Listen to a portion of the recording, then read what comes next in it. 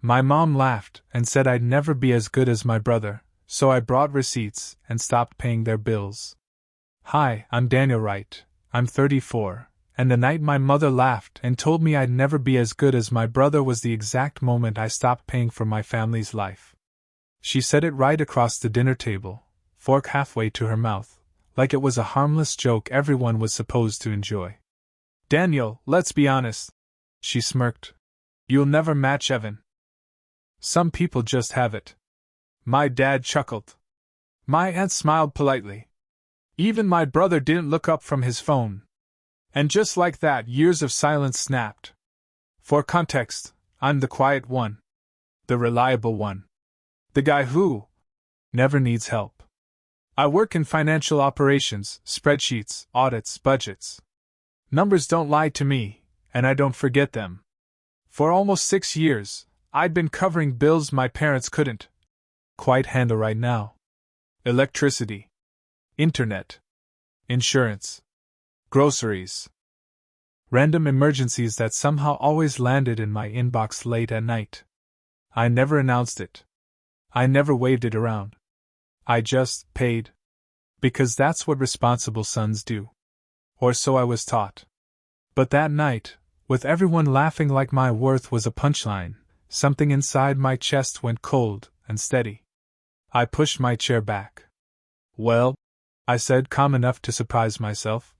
Then Evan can start covering everything from now on. Because I'm done sending money. The table went silent so fast you could hear the clock on the wall clicking. My mom blinked, then frowned like I'd spoken nonsense. What money, Daniel? She said. We've never gotten anything from you. She said it confidently. Casually. Like she was correcting a typo.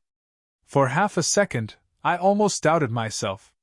Then every transfer, every midnight panic call, every just this one slammed back into my memory like receipts hitting a desk. I looked straight at her and nodded slowly. Okay, I said. Then I guess I'll have to show you. Because what she didn't know, what none of them knew, was that I had kept everything. Every payment. Every note. Every favor they pretended never happened. And the binder was already printed. That dinner wasn't supposed to be dramatic. It was just another Sunday at my parents' place in Olympia, the same routine we'd been doing since I moved out. I showed up on time. Evan showed up late. Nothing new. I drove down from my apartment after work, laptop bag on the passenger seat because my dad always had one quick online thing he needed help with, and a grocery bag in the back because my mom had texted, "If you're stopping anywhere, could you grab paper towels?" She added a smiley face, like that made it less of an ask. The whole drive, I wasn't thinking about dinner. I was mentally running numbers. Their internet autopay was coming up. The water bill too. I'd sent $180 earlier that week for their phone plan after my mom said, it jumped again. I don't know why everything's so expensive lately. I told myself what I always told myself, you're fine. You can handle it. When I walked in, my mom kissed my cheek and said, right on time, Danny. You're my responsible one. Not my successful one. Not my talented one. Just responsible. Like a household appliance. My dad was already at the table with envelopes spread out, calculator nearby. He didn't even look up. Hey, remind me later. I need your help logging into the utility site again. Evan wasn't there yet, obviously. He never was. But his presence filled the room anyway. My mom talked about him nonstop, his latest business idea, some networking event, how driven he was. My aunt chimed in with comments about his natural confidence. Whenever my name came up, it was the same 3 lines on repeat. Daniel's steady? Daniel's doing fine. Daniel's good with money. Which was funny, considering how little of that money actually stayed with me. When Evan finally walked in, 20 minutes late, holding a bottle of cheap wine like it was a trophy, the energy shifted instantly. Everyone leaned in. My dad clapped him on the shoulder. My mom beamed like she'd personally won something. Evan launched into a story about a huge opportunity that was about to blow up.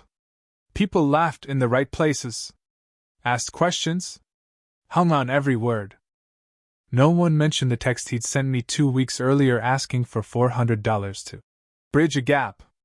Then my dad joked, "Evan's really the man of the house these days. We'd be lost without him." That's when my mom said it. "Daniel, you'll never be as good as your brother." She didn't sound angry. She sounded settled. Like this was just a fact everyone already knew. And that was the moment I realized something important. They weren't forgetting what I'd done. They were rewriting it. And I was done letting them. I didn't explode that night. I smiled, helped clear the table, hugged everyone goodbye, and drove home in silence. That was the dangerous part, because when I get quiet, it means I'm done processing emotionally and switching to numbers. The first time my family asked me for money, I was 26. My dad called after a storm knocked part of the roof loose over the garage. The repair guy wanted $220 up front. "Just this once," my dad said softly. "We'll pay you back." They didn't. But the requests kept coming. At first it was utilities. Then insurance. Then groceries. Then Evans. Temporary cash flow problems. I didn't even notice when it became automatic. I set up recurring transfers because my mom said it stressed her out to think about bills. I stayed in a smaller apartment than I wanted. Skipped trips. Put off new tires. Told friends I was being smart with money. Instead of saying the truth, that my family's emergencies were quietly draining me. That night, after the dinner, my mom texted me while I was still on the highway. "Can you grab toilet paper this week?" And Netflix went up again. "Love you, Red Heart." That was it. I pulled into my apartment, kicked off my shoes, opened my laptop, and logged into my bank. At first, I just wanted to reassure myself that I wasn't imagining things. But then habit kicked in. I exported my transaction history. Filtered by their names. By memo notes. By transfers linked to Evan. Row after row filled the screen. $180. $95. $60. $400. $210. Month after month. I added it all up. $31,420. And that was just the clean stuff. No cash. No gas. No groceries I bought on my card when my mom said she was short. I stared at the number and felt something crack open. Not anger, not sadness. Clarity. That same night, my dad emailed me. Subject: family finances. He attached a blurry photo of unpaid bills and wrote, "We should all sit down Sunday and figure out how everyone can contribute regularly. Bring your checkbook." That's when I opened a new folder on my desktop.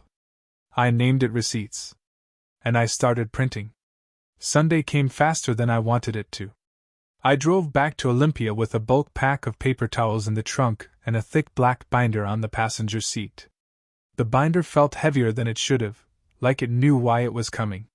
My mom had texted that morning, just a small family meeting before dinner. Nothing big. Love you? Whenever someone says, nothing big. It's always big. When I walked in, the house felt tense. No food smells. No music. Just bills spread across the table like evidence at a trial. My dad sat at the head with his laptop open. My mom paced, chewing her nail. My aunt was there, holding a mug like she was moderating a debate. Evan leaned back in his chair scrolling on his phone, completely relaxed. I set the paper towels down. Then I placed the binder on the table. My dad cleared his throat. "Okay, so things are getting tight. Inflation, gas, all that. We thought if everyone pitched in regularly." My mom jumped in. "Daniel's already so good with money," she said brightly. "We figured he wouldn't mind formalizing what he's been helping with." Formalizing. Like I'd applied for this job. I let them talk. Let my name get praise for reliability instead of effort. Then I slid the binder into the center of the table. "Before we plan anything," I said, "you need to see what I've already done." My mom frowned. What's that? I opened it to the summary page. Year-by-year totals. One bold number at the bottom. She leaned in, and went pale. The color drained from her face so fast it was almost impressive. She laughed nervously. What is this supposed to be? These are just little things. I flipped a page. Utilities. Insurance. Groceries. Evan's expenses. Another page. Another month. Same pattern. My dad stared. Daniel, this doesn't mean anything. It's just family helping family. My mom snapped the binder shut. We don't need to see every little thing you've ever done. I looked at her steadily. Little things don't add up to $31,000 by accident. Evan finally looked up. Dude, why are you keeping score? That's weird. My mom seized on that. Exactly. This is family. And honestly, acting like this? You'll never be as good as your brother. The room froze. And that's when I stood up. If I'm never going to be as good as Evan, I said calmly, then he can pay the bills. All of them. Because I'm done. Silence. My mom stared at me like I'd lost my mind. What money? She said slowly. We've never gotten anything from you. That's when I opened the binder again. And tapped the page. I tapped the page once, slowly, like I was pointing out a typo that couldn't be ignored. Every dollar is right there, I said. Dates.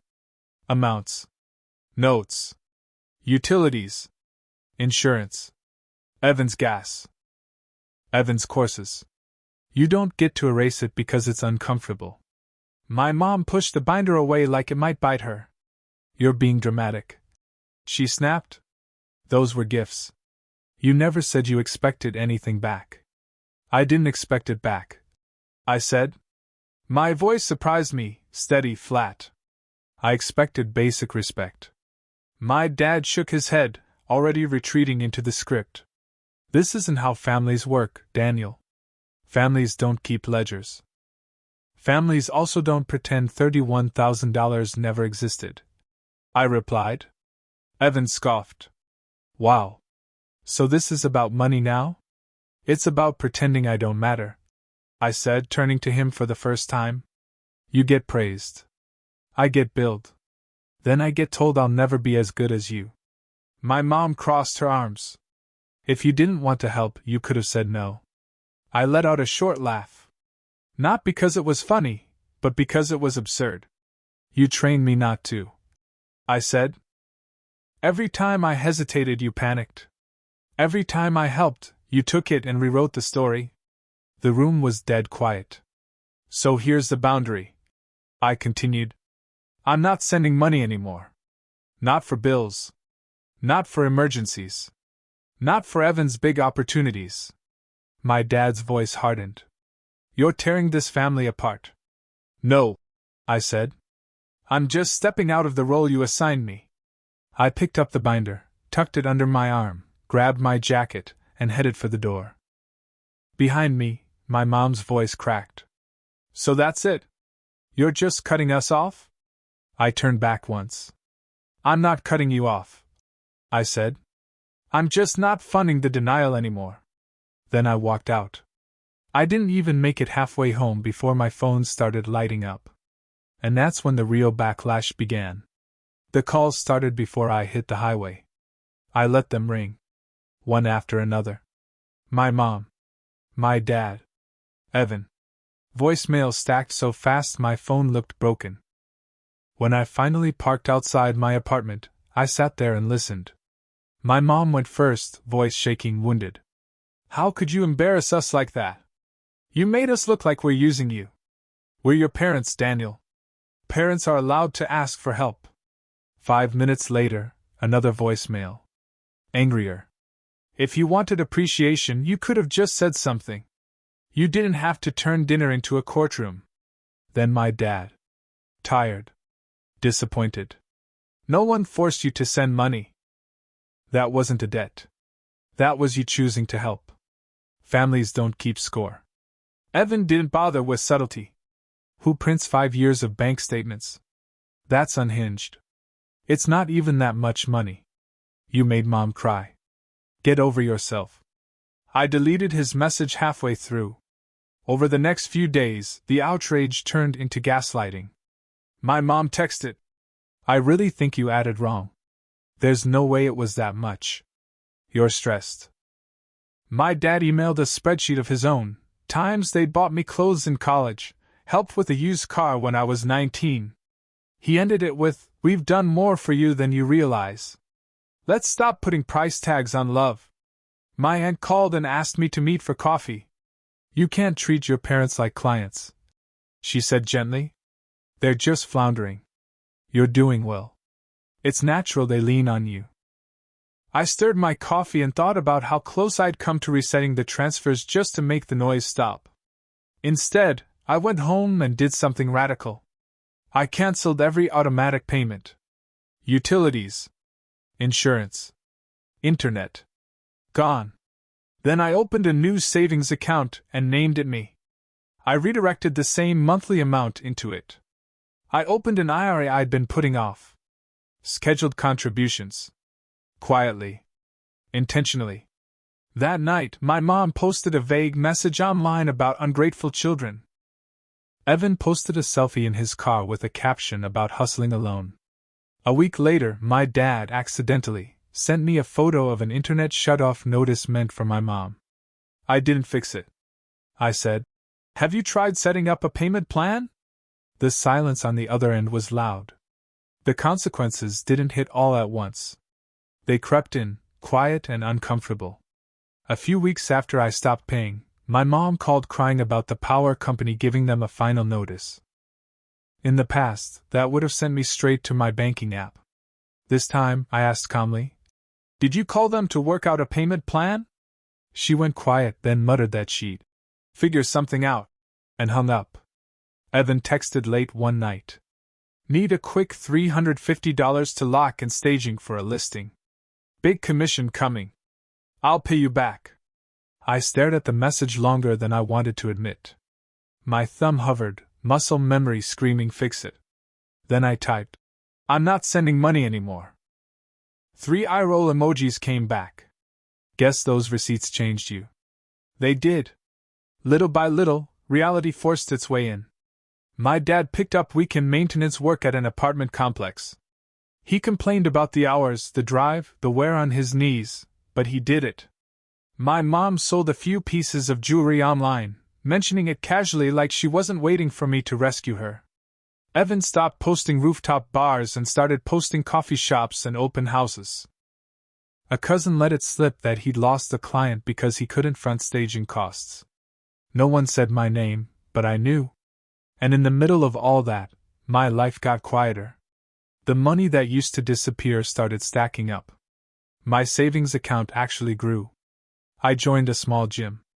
Took evening runs instead of lying on my couch doom-scrolling my bank app. I went out to dinner with friends without calculating which bill I'd be late on. The guilt didn't vanish. Some nights I lay awake imagining their lights going out, their house cold and dark. But then I'd remember all the nights I'd stayed up worrying alone while they praised Evan for being the provider. The binder hadn't changed anything by itself. The boundary did. And that turned out to be the real shock. Months passed. The noise faded first. The angry voicemails stopped. Then the guilt-heavy texts slowed down. Eventually, my phone mostly lit up with neutral things. Pictures of my parents' dog, a sunset from their porch, a short hope you're doing well. No apologies. No acknowledgements. Just distance. When I went back for dinner later that fall, the house looked different. Subtly, but unmistakably. Fewer decorations. Cheaper cable package. No premium channels murmuring in the background. My dad talked about his maintenance job like it was normal, like something he'd always planned to do. My mom mentioned a part-time role at the local library, shelving books a few evenings a week. There was pride in her voice, and strain. For the first time in my life, she was swiping a time card instead of my debit card. Evan was different too. Still confident, still loud, but toned down. Less flash, more grind. One night he complained about having to pick up shifts at a coffee shop between slow months. No one called him the man of the house. No one looked at me when bills came up. That silence? It was new. And earned. On my side, things grew, slowly, steadily. The savings account labeled me stopped being symbolic and started being real. My IRA ticked upward. I took a certification course through work and updated my resume. I joined a running group and became Daniel, training for a 10K. Not Daniel, the reliable son. One weekend, I finally booked the cheap California trip I'd been postponing for years. Standing on a quiet beach at sunset, it hit me how small my life had been when my parents' emergencies were the center of it. How much space I'd given up without ever being asked, only expected.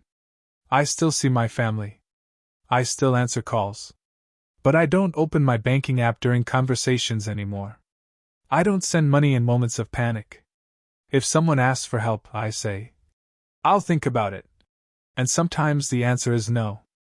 And I let no be enough. I don't hate them. I never did. But I finally understood something that took me years to learn. Loving people doesn't mean financing their denial. Being responsible doesn't mean being invisible. And my worth was never measured against my brother, it was buried under the bills I paid in silence. I'll always love my family. I just won't let that love turn into a bill ever again. And if you're listening to this while thinking about all the times you bailed out people who never even said thank you, ask yourself the question I avoided for far too long. What would your life look like if you stopped paying for their version of the story and finally invested in your own?